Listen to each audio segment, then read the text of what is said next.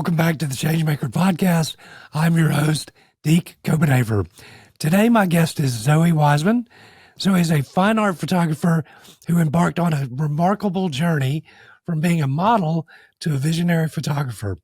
Transitioning to photography in 2001, she crafted a unique style, blending traditional techniques with modern tools. Her work focuses on fine art and portraiture, emphasizing the strength and mystique of the female form. I could go on, and I'll touch on more of that. But Zoe, you also have out a new book called Sunkissed 85, 2000 photos from 2001 to 2022, Polaroid type 85 film, which we will get into that. But ladies and gentlemen, welcome my guest and new friend, Zoe. Welcome to the Changemaker podcast, hosted by Deke Copenhaver. Deke is the author of The Changemaker, a Forbes publishing book that has reached #1 on Amazon on multiple occasions and in multiple categories like management skills and total quality management. During this podcast, Deke interviews exceptional change-making leaders. Deke currently operates Copenhaver Consulting, where he helps local governments and other public organizations maximize their potential. He's also a sought-after public speaker. We hope that the Changemaker has an impact on you today and that you find takeaways that make you a better leader in your life. Now, here's Deke. Hi, everyone. How are you? And it's a pleasure to be here. Thanks for having me. I am so psyched to have you here, and just reading about you and everything. And you just had our conversation before coming on air. You just seem like a very cool, laid back person. I try to be. Well, let me ask you this, though. So what really, gave you the impetus to go from being in front of the camera and being a model to being behind the camera and being a photographer? Well, I started modeling when I was 4 years old. Wow. And I have, it was part of my entire life. And I sort of fell in love with photography and the craft of, creating photographs. And when I met a few photographers in New Orleans, who they weren't fashion photographers, they weren't commercial photographers, they made art with their camera. And I was, in the past, really involved in everything commercialized. I did, catalog work, runway, fashion. And but I loved the energy surrounding everything I was doing as a model. And when I saw these photographers' works, it was just another road to walk down. All the care and attention they placed into making their photographs it really inspired me, and I decided, I'm going to try to do this. And so one day I was working with my friend Carlton Mickle in New Orleans, and he got an emergency phone call and had to leave the studio. And I was there with a model. He said, "Here's a 35 millimeter camera," puts it in my hands, and he says, "Finish the shoot. You can do this." And then from that moment on, I was hooked. Did you stop being in front of the camera altogether at that point? No. I was still a model at that point, but I was kind of assisting him during that shoot. Yeah. Because he was one of my mentors, and I was learning. And by the time I was done with that shoot, it was just solidified. Yeah. And it was fun. I had, fun creating the images. They were probably awful like the first time, but practice over and over again makes perfect. So, Well, it sounds but like perfect is, there is no perfection. there is no perfection, but perfect joy, I guess. Well, let me ask you this. I had a lady I was being critiqued while speaking by a world famous speaking lady, Deborah Torres Patel. But I had never been, I mean, I've done speaking for a long time, but I had never been critiqued. And so I told somebody the story. They said, "You're always being critiqued, whether you know it or not, you are." But, Every oh yeah, Everybody judges, right? everybody judges. But so I never get nervous. But I mean, like my knees were shaking, but I delivered. But so she said, this sounds more like a movement than just like a book. I was talking about my book, but she said something that really stuck with me, and I want to ask you your opinion of this as an artist. She said, in speaking or communicating, and I would say the same thing with art. She said, it's about connection, not perfection. And I'm like, I've always loved that because, art is not perfect. It's messy sometimes. Life is messy, but good art is something that I'm sure this is with your photography. It's just something that almost connects with you viscerally. Absolutely. And I used to, I'm not a speaker. I get really, really, really nervous talking. Put me in front of 150,000 people on stage and tell me to do a cartwheel. Fine. No problem. I'll tap dance and do whatever. But as soon as a mic is in my face, I kind of freeze up. So I'm glad there's no audience and it's just me right now. it's just me and you. Yeah, until it's.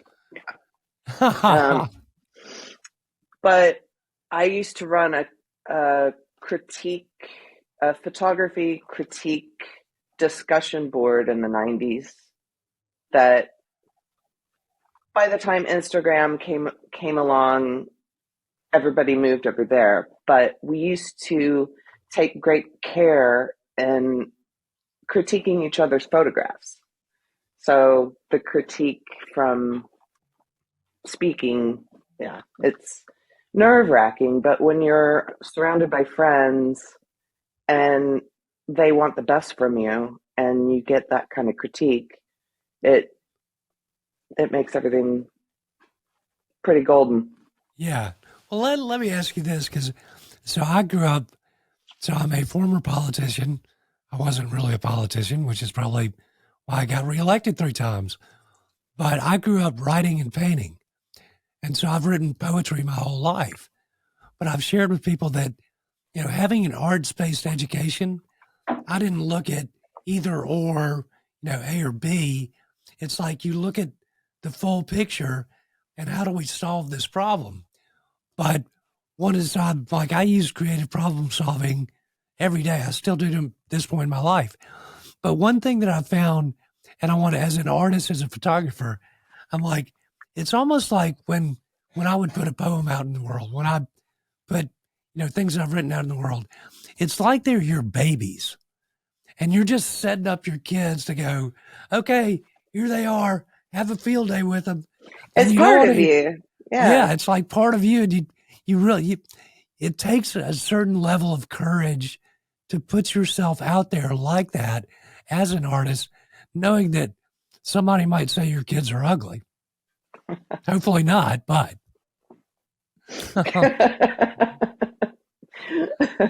No kids are ugly. No. But I mean, for people who are generally sensitive, to have the courage to open yourself up and put yourself out there like that, I'm like, that is something that I've always considered. I mean, I don't know that everybody considers the courage it takes to be an artist. It's vulnerable. Yeah. It's I was used to that sort of vulnerability being a model, though, because when you're a model, you face rejection over and over and over again. Yeah.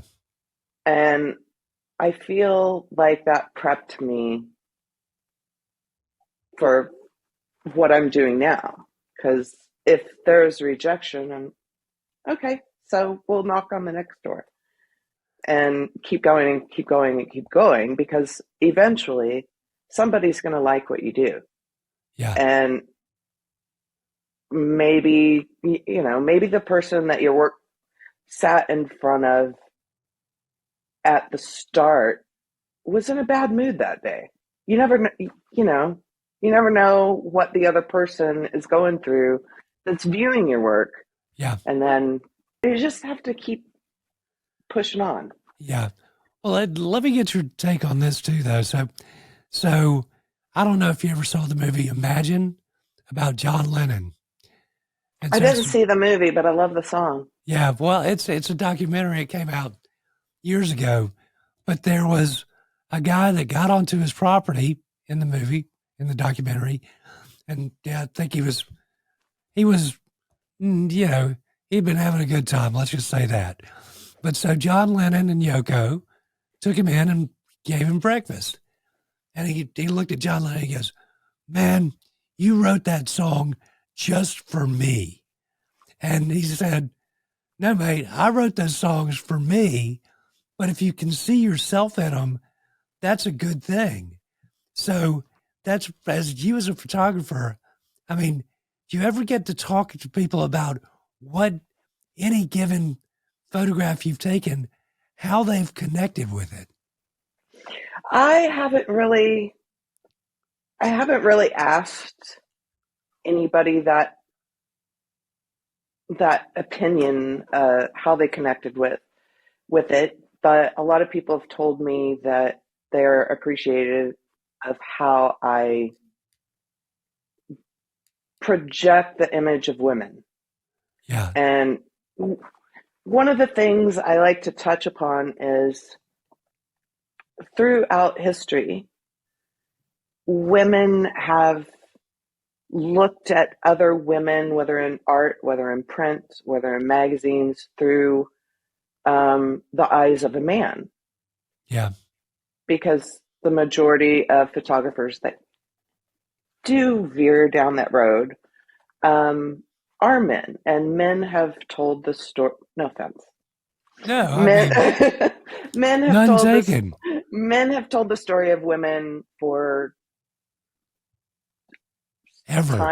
time immoral, and when a woman looks at photographs that another woman takes, they see another view, they see another viewpoint, they see another way of looking at other women, or even men, because women see men differently than men see men. And it's good that there are other women photographers, and a lot of women photographers are coming up, because that perception about what's beautiful and what's ugly and it's important to have, I guess, more than one eye. Yeah. More than one gender looking at all the different perspectives of life. Maybe the evolution of that brings all of us to a greater understanding of humanity. Well, it's interesting. So I watched a biography on Brooke Shields the other night, which, I mean, I remember being a She kid. had the best eyebrows. Oh, yeah, by far the best eyebrows. But I mean, I remember, the Calvin Klein commercials and everything. But I remember when Pretty Baby, like her first movie came out, I'm like, she was like 12 years old. And I mean, in some of the, I think she was doing Calvin Klein ads when she was 15. And I'm like, golly, that seems a little bit young. But I would also say, I'm like, for a kid, and I'm like, you said you started modeling so early. I'm like, it seems like she was very much objectified, and it was predominantly her image was shaped by men, and by, Right. I guess, the idea of her being a Lolita, but it sounds like more what you're doing and having that understanding of women is you're presenting more strong edges rather than objectifying and making women look at the way that men perceptually want them to look. Right. And when women see other women as being strong, which is what I'm trying to push out, women are strong. We Oh my should Lord. be like, we should be presented and our strength and not our weaknesses, or not another person's fantasies about what they think a woman is. It's interesting to me. I've been surrounded by strong women my entire life. And I mean, wonderful relationships with my mother, with my older sisters, with my nieces. I mean, I've had, in my work life, surrounded myself with strong women. So, I mean, I appreciate that. I mean, that's so much. And I'm like, I think that oftentimes women can get a lot more done than men, probably because oftentimes they're underestimated. But it's funny We to have me. to work twice as hard. Oh yeah, which is ridiculous. But I'm like, yeah, because I've been around strong women my whole life. I'm like, I've never understood how strong women make men feel uncomfortable. But I mean, that's a real thing. And I mean, I might be in the minority of dudes who feel very comfortable working with strong women. You can only benefit. Oh yeah. But I think, and I was talking to somebody about this yesterday, I think. I said, I think that egos in men, more so than women, are basically a reflection of insecurity, that you have to overcompensate and be the alpha male. But, maybe that's the same thing with strong women. If a guy's not totally secure in himself, they're perceived to be a threat, I would guess. And I'm no psychiatrist. I've experienced that.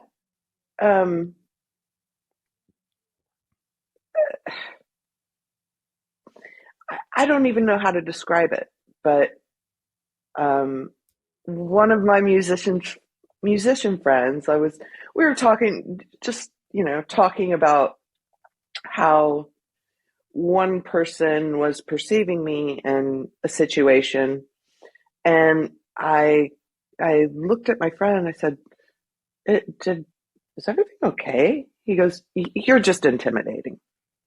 I'm like, how?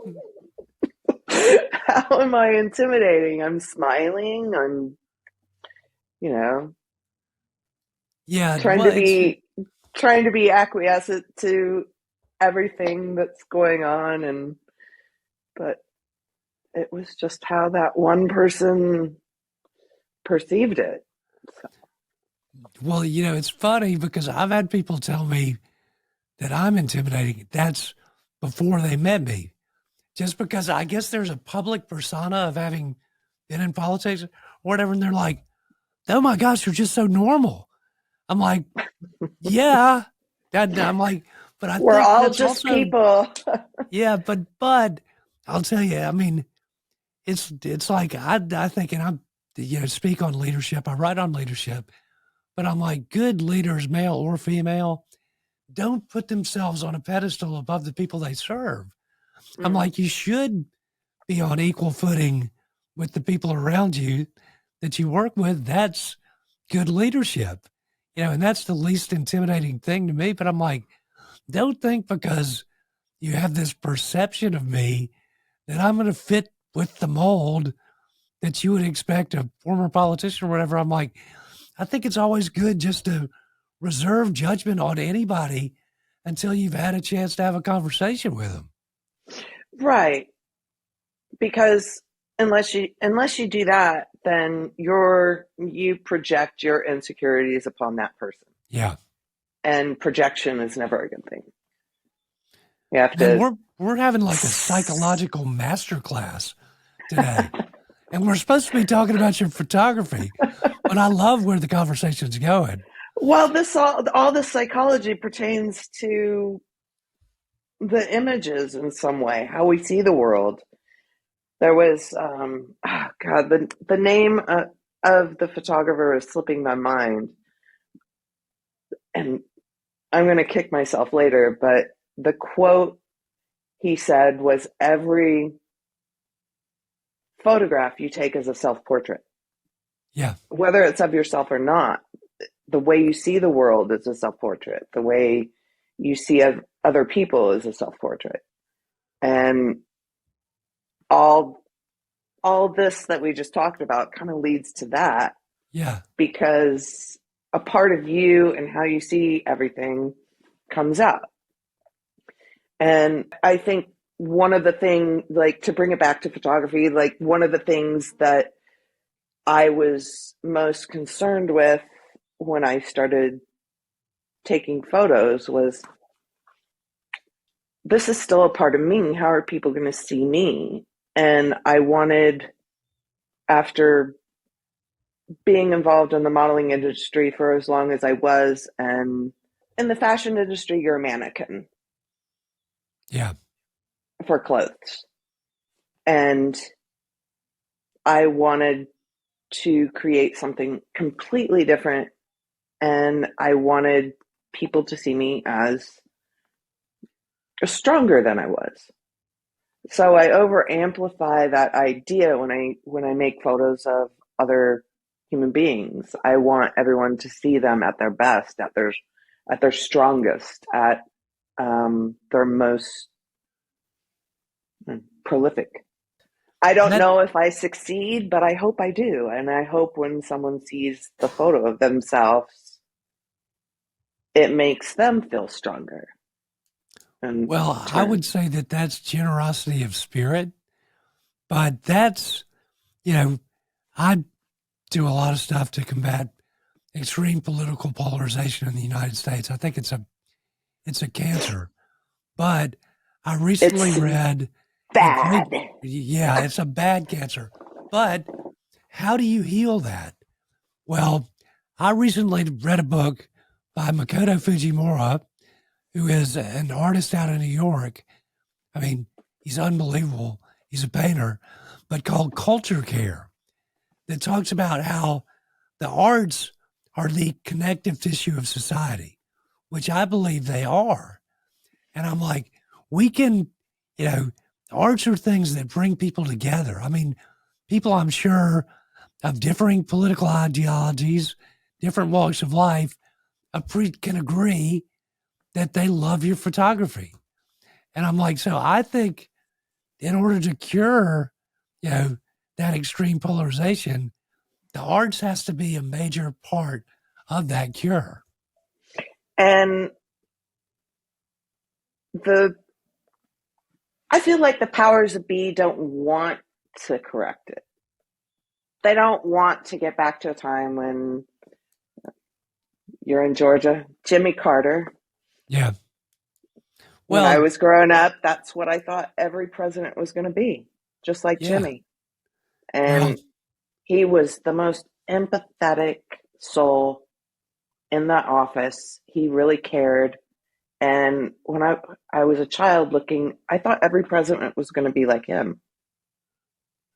And maybe, he was an anomaly in the political system. But it just feels like I'm Gen X. It just feels like we've been on this roller coaster of insanity, and everybody just needs to sit back and say, we're all people. We all are going for that pursuit of happiness. Oh, And let's let's try to make everybody as happy as we can. And this polarization situation, January 6th, I never thought I'd see that. no. That was toxic and gross, and it just can't. We can't go on like that. No. Well, so I never went negative. I ran focused on bringing people together, not tearing them apart. And so now people look back and they're like, well, you were just a political unicorn. I'm like, no, if you provide people with an alternative to the status quo of all the nastiness and yuck, they will in fact go for it. But I'll tell you, so I mean, even in my family, my mom was a liberal Democrat, my dad a conservative Republican. So when So Carter you was ended up independent? so I ended up independent. That's, I guess, what you get when you cross a conservative Republican. And I'm a hybrid. But I remember, I mean, they never voted the same way in a presidential election in over 40 years of marriage, had 5 kids, 10 grandkids. I'm like, I think that's the way it should be. But when Carter got elected in 76, my mom had me and my sister, who was 2 years older than me, sing to my dad, the Peanut Man, the Peanut Man. Everybody voted for the Peanut Man. Gerald Ford is in the can because everybody voted for the Peanut Man. Needless to say, my dad was not like too into that, but I love Grumble, my mom. grumble. Yeah, but no, but I have not given up because there's so many good people out there. We just need more in office, but I do think the arts are a connective tissue. So what you do is extremely important to the fabric of society. And the arts need to be funded. Yeah. Children need to grow up. I mean, they've done studies with children that learn a musical instrument when they're in school are better at math. Oh, yeah. They're better at science because learning chords, learning how to read notes, learning how to read sheet paper, all of it kind of does something to your head and realigns it so you see everything else differently and you see math differently and it clicks faster. Yeah. And it's like recess. Yeah. Recess is really important. So kids can get out of school and let all the energy that they've expended upon their studies out and just have fun. Art is kind of the same way. You need both arts and sciences. Well, Fujimura makes the point, and I agree. He's like, we need beauty as much as we need nourishment from food. We need the nourishment of the art. And I don't disagree, but I'll make one more statement on this. I'm like, it's just so stupid, like the culture wars, and to say, well, anybody that supports the arts is liberal it's like, no. And environmental issues impact all of us. I'm like, it's not like we don't all live on the same freaking planet, but I digress. Perhaps I should be running for president now, but not today. But you don't want to do that. But the scrutiny. I want to touch on a couple things. One, and this actually goes with what we're talking about. So you're from New Orleans, right? Mm. Which is an awesome city. So at one point I had a call-in radio show for a year. And one of my guests said, what would Augusta be if it was a food? And I'm like, that's easy. It would be a gumbo, because everybody knows if gumbo had only one ingredient, it would not be gumbo, but it's the mix of ingredients, which I say that's the same thing with diversity. I'm like, I love a diverse community. It's like a gumbo. It's just to have homogenous. That's no fun, you know? And the food is terrible. Yeah. Oh yeah. Boring. Yeah, the food in New Orleans was amazing, but there was still like there wasn't everything. There wasn't every food within 5 minute drive of where you are. In LA, whatever food you can think of from any country in the world, you can find it in LA, and it's great. And I that's what America is. It's a beautiful melting pot of all different flavors. And it should be celebrated, because when you go to other countries and you see how homogenous, whether it's homogeneously Asian or Italian or I don't know, Indian, you know, you get one thing. Yeah. We Well, we and have a lot of choices here that yeah, I which I love. mean, which is cool. And I'm like, that's, I've always said, how can you grow as a person if you only hang around people that look like you and act like you and think like you? You know, personal growth is being around people that look different and think different and having conversations. I mean, that's how you grow as a person or an artist. And it does wonders for your worldview too, because you learn to have empathy for everyone. You learn to stand in their shoes. And that's, you know, in order to, say, a painter or a photographer, in order to fully realize a painting or a scene, you have to bring all your life experience into that piece of art. I guess if you don't have this, all these life experiences, your art can stay stagnant Yeah. and it doesn't grow. And the same with life. It's all interconnected in Yeah. And all these ways. stagnant is really, really boring. And I'm not really into boring.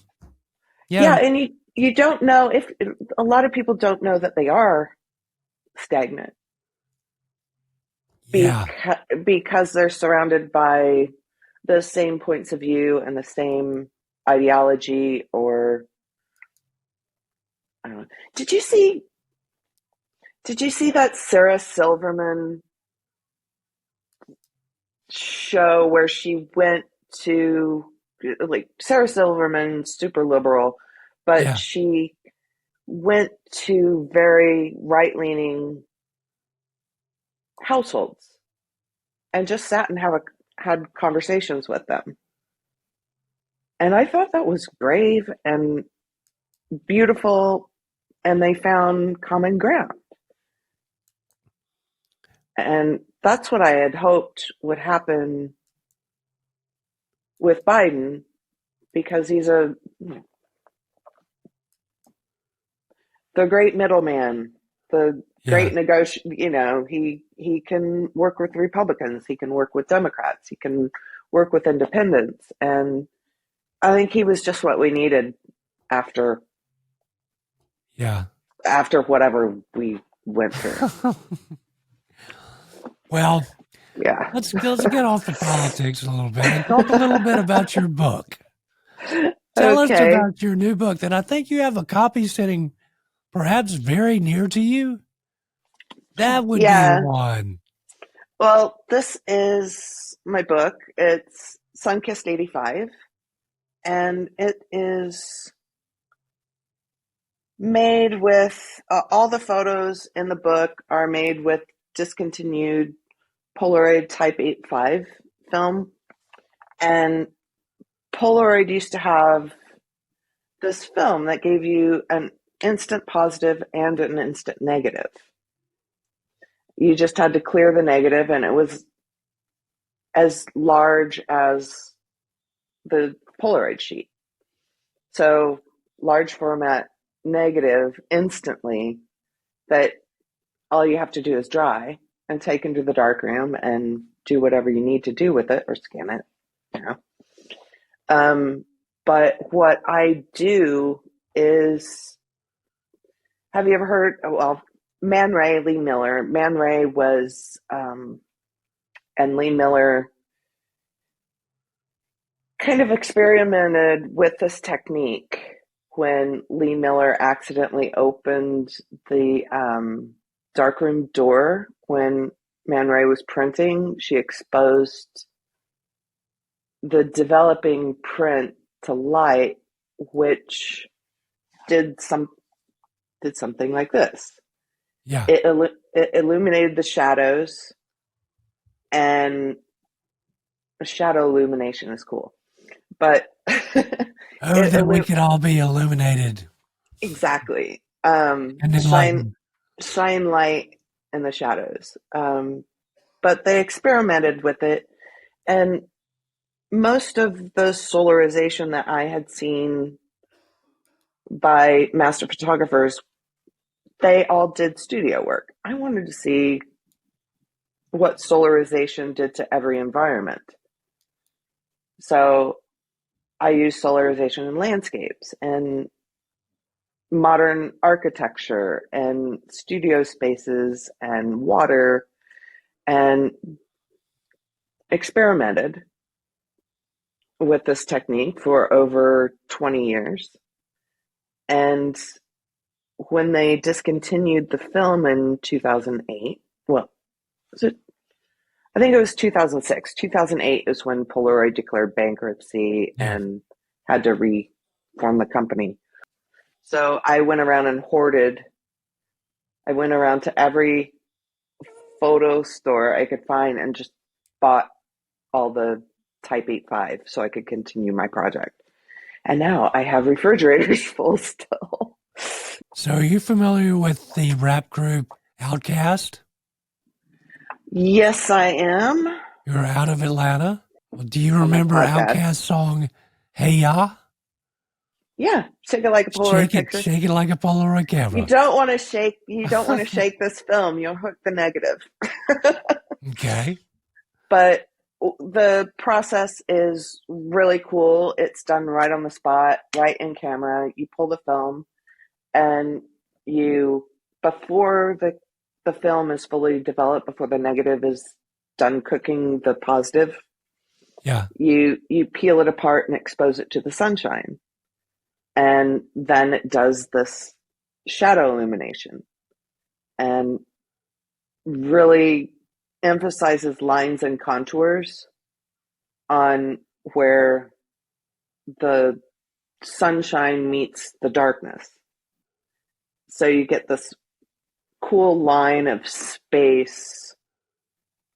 If you can see how much darker that line of space is to the rest. But it's fun to play with and whimsical at times. Yeah. Because you don't know what the sun is going to do to your negative. It might destroy it completely. But chance and trust is all you got to go on. So you're basically like living on the edge. It's kind of that way because you hope what you shot is going to make what you see in your head before you take the photo. You hope that's going to transpire, but happy accidents come along that give you maybe something completely different that you like more, or it ruins the whole thing. So all or none. knock on wood and cross your fingers and pull the negative. Zoe, you, my friend, are a rebel. You know that, don't you? Okay, well, as we get towards the Always end, have been. I Join the always have you. resistance. Oh, you and me both. I love punk rock. I mean, I'm Gen X as well. Big Nirvana fan, most at Nirvana shows. So not your typical former elected official. But as we get down towards the end, where can people find your book and where can they find you? My book is on Amazon, and you can also get it by going to sunkissed85.com. Just the book title. Is this backwards? No.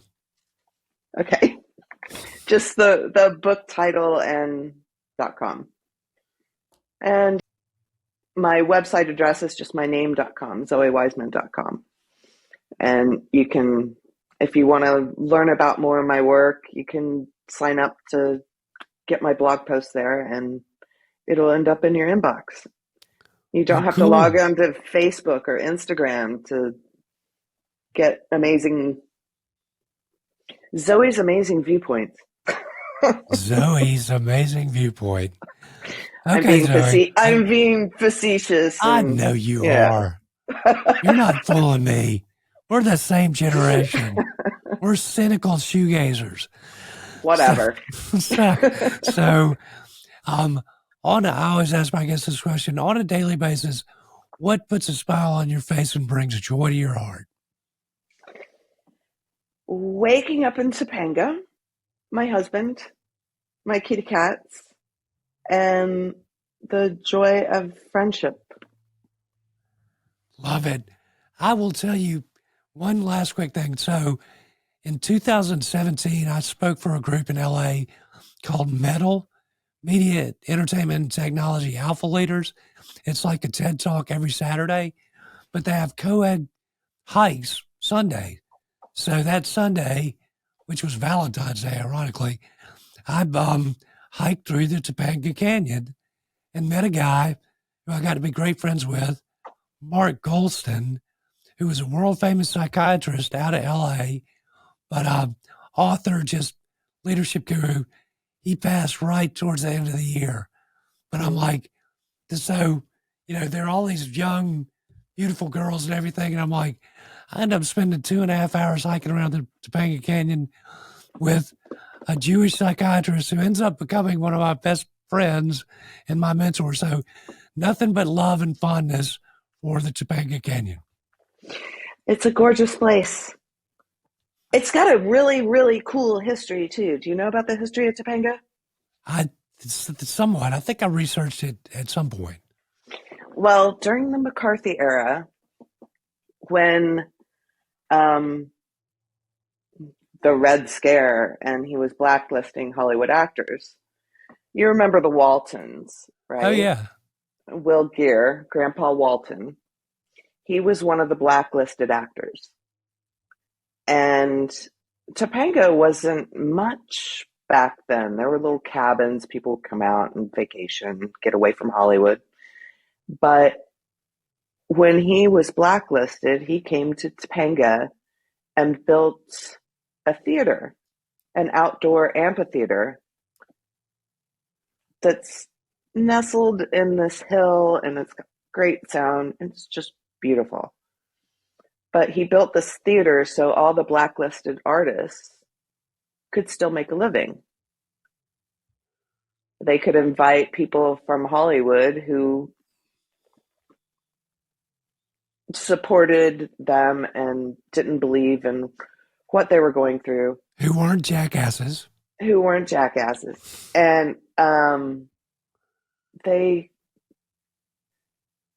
he created an economy and benefit for everybody. And the theater is still here, Will Geer Theater.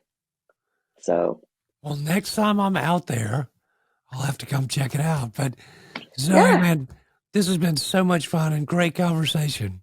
Thank you for being a great guest. Thank you very much. It's my pleasure. It was one of the easiest interviews I've ever done. Well, that's what we aim to achieve. But thank you so much. We're all out of time. Dropping the mic, and we are out. Hey guys, thanks for listening to or watching the Changemaker podcast today.